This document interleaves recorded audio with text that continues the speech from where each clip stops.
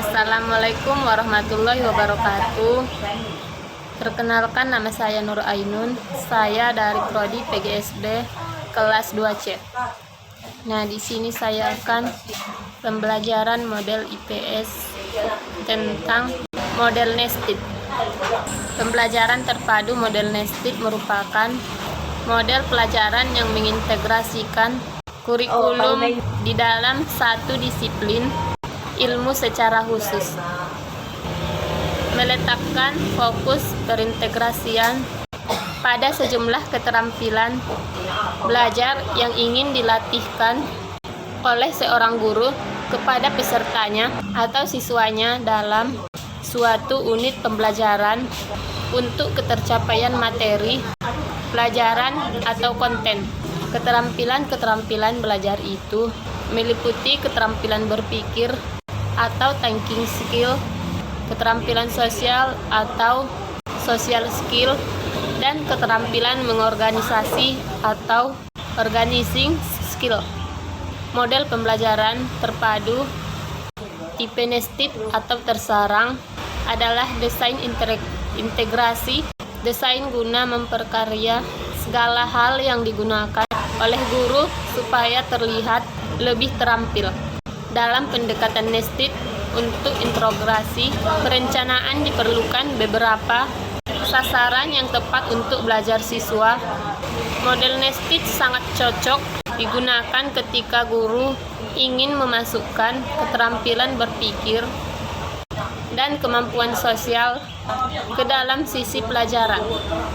Tujuan penguasaan materi ditambahkan dengan pembentukan kemampuan berpikir dan kemampuan sosial di dalamnya.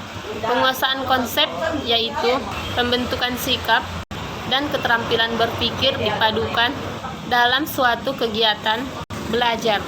Upaya ini akan lebih meningkatkan kualitas pengalaman belajar siswa.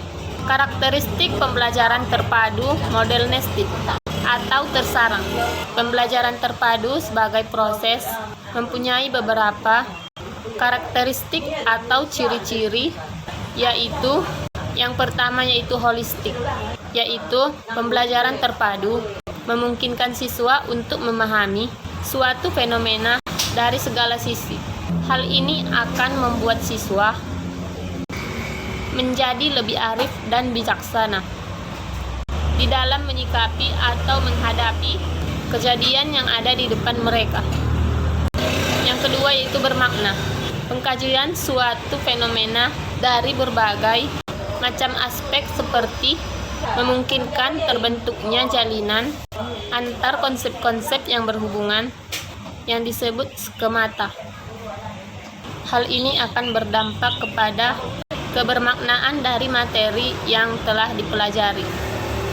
Siswa mampu menerapkan perolehan belajarnya untuk memecahkan masalah-masalah yang muncul di dalam kehidupannya. Ketiga yaitu otentik.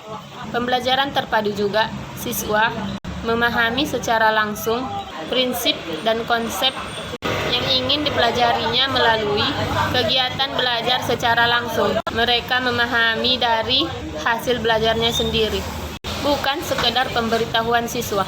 Informasi dan pengetahuan yang diperoleh sifatnya menjadi lebih otentik. Misalnya, hukum pemantulan cahaya diperoleh siswa melalui kegiatan eksperimen. Guru lebih banyak bersifat sebagai fasilitator dan katalisator, sedangkan siswa bertindak sebagai aktor, pencari informasi dan pengetahuan. Yang keempat yaitu aktif. Pembelajaran terpadu menekankan keaktifan siswa dalam pembelajaran, baik secara fisik, mental, intelektual maupun nasional, guna tercapainya hasil belajar yang optimal dengan mempertimbangkan hasrat, minat, dan kemampuan siswa sehingga mereka memotivasi untuk terus-menerus belajar. Kelebihan dan kekurangan model nested.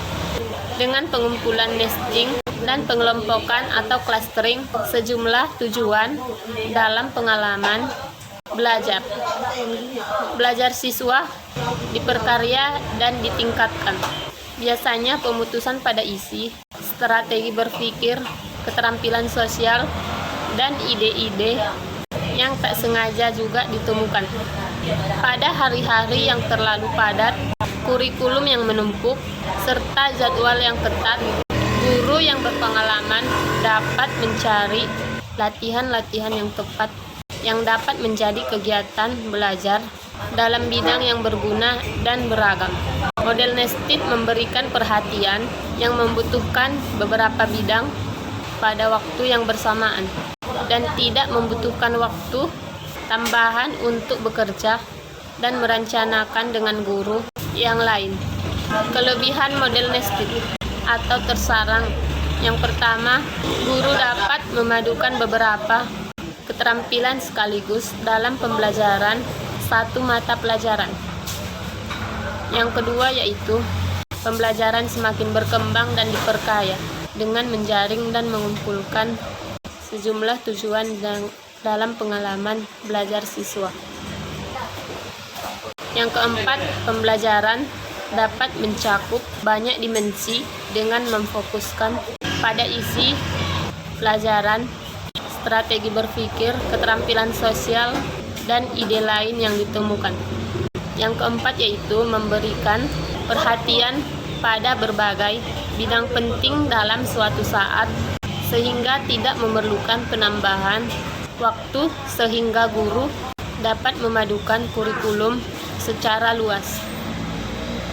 Dan yang kelima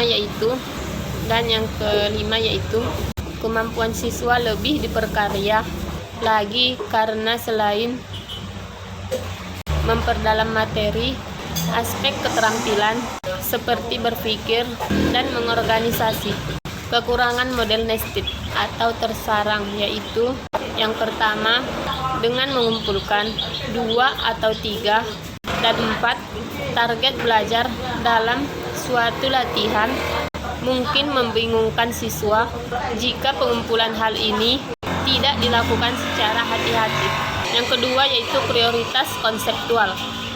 Dari latihan mungkin menjadi tidak jelas karena siswa diarahkan untuk melakukan banyak tugas belajar pada waktu yang bersamaan. Yang ketiga yaitu dalam hal perencanaan, jika dilakukan secara tergesa-gesa dan kurang cermat, maka penggabungan beberapa materi dan aspek keterampilan dapat mengacaukan pola pikir siswa. Yang terakhir yaitu pada mulanya tujuan utama pengajaran adalah penekanan pada materi, tetapi akhirnya bergeser prioritasnya pada keterampilan. Kegunaan model Nestit.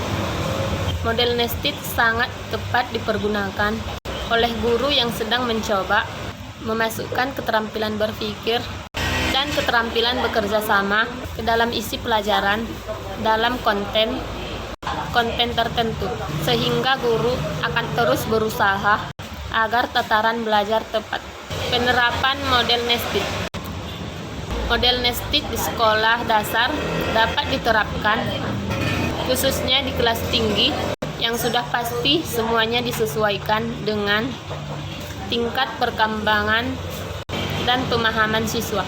Dalam implementasinya diawali dengan menentukan konten yang ingin dicapai dalam satu mata pelajaran dan jenis keterampilan yang dipadukan.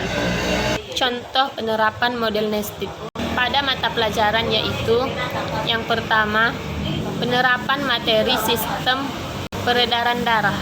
Siswa tidak hanya ditargetkan untuk memahami darah, tetapi juga ditargetkan untuk memahami fakta sistem peredaran darah, tetapi juga ditargetkan peningkatan keterampilan berpikir melalui pemahaman sebab akibat, keterampilan pembelajaran kooperatif, keterampilan mengorganisasi, diagram melalui pembuatan diagram peredaran darah. Dan yang kedua yaitu pada mata pelajaran bahasa Indonesia terdapat aspek membaca, menulis, berbicara, dan menyimak.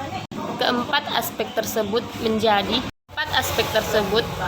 menjadi satu keterpaduan yang menghasilkan keterampilan berbahasa. Langkah-langkah pembelajaran model terpadu model nested. Yang pertama yaitu tahap perencanaan, yang kedua tahap pelaksanaan, dan yang terakhir yaitu tahap evaluasi. Nah, cukup sekian penjelasan dari saya. Apabila ada salah, saya mohon maaf, dan saya akhiri dengan wassalamualaikum warahmatullahi wabarakatuh.